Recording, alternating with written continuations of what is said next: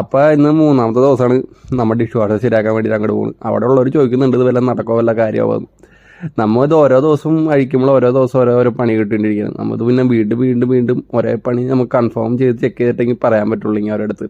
അല്ലാണ്ട് ഒരെണ്ണം നമ്മൾ മാറ്റി ആ ഫ്ലോട്ട് സെൻസർ നമ്മൾ മാറ്റിയിട്ട് റെഡി ആയില്ല. അപ്പോൾ പിന്നെ ഒരു കാര്യമില്ലാന്ന് മനസ്സിലായതുകൊണ്ട് പിന്നെ അത് ഫുള്ള് ഊരി നമ്മൾ അടിമുടി ചെക്ക് ചെയ്യാമെന്ന് വിചാരിച്ചു. ഫുള്ള് അഴിച്ച് അങ്ങ് ആ ബ്രേക്ക് ടാങ്കിൻ്റെ കണക്ഷനും കാര്യങ്ങളൊക്കെ അഴിച്ച് ബ്രേക്ക് ടാങ്ക് പുറത്തേക്ക് എടുത്ത് വെച്ച് അതിൻ്റെ ഉള്ളിൽ വല്ലതുണ്ടോ കംപ്ലൈൻറ്റ് ഉണ്ടോ എന്ന് ചെക്ക് ചെയ്യാം. പക്ഷേ അതിൻ്റെ ഉള്ളിൽ യാതൊരു കുഴപ്പമൊന്നും ഉണ്ടായില്ല. അത് യാതൊരു കണക്ഷനും കാര്യങ്ങളും അധികം ഇല്ല അതിൽ.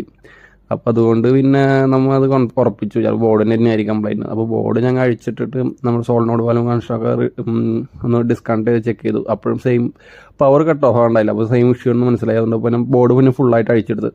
ഫുള്ളായിട്ട് അഴിച്ചെടുക്കാൻ കുറച്ച് പണിയാണ്. അതിന് കുറേ വയറുണ്ട്. ഒരു ഫുൾ ബോർഡാണ് വരുന്നത്. ആ ഫുൾ ബോർഡ് അങ്ങോട്ട് അഴിച്ചെടുത്തിട്ട് അത് ഫുൾ ചെക്ക് ചെയ്തപ്പോൾ മനസ്സിലായി അതിൻ്റെ ഉള്ളിലുള്ള സാധനം കംപ്ലൈൻറ്റ് അടിച്ചു പോയിരുന്നു. അതുകൊണ്ട് നമ്മൾ റെഡിയാക്കണം എന്ന് പറഞ്ഞു കഴിഞ്ഞാൽ നിസ്സാര കാശൊന്നും റെഡിയാക്കാൻ വരുന്നു. പിന്നെ അത് നമ്മൾ കസ്റ്റമറെ റീച്ച് ഒന്ന് റീപ്ലേസ് ചെയ്യണം അല്ല റെഡിയാക്കണം. അപ്പോൾ അതും പറഞ്ഞ് ഞങ്ങൾ അവിടെ നിന്ന് രക്ഷപ്പെട്ടു. അപ്പോൾ ഇന്നത്തെ വീഡിയോ കഴിഞ്ഞു. ഇനി നാളെ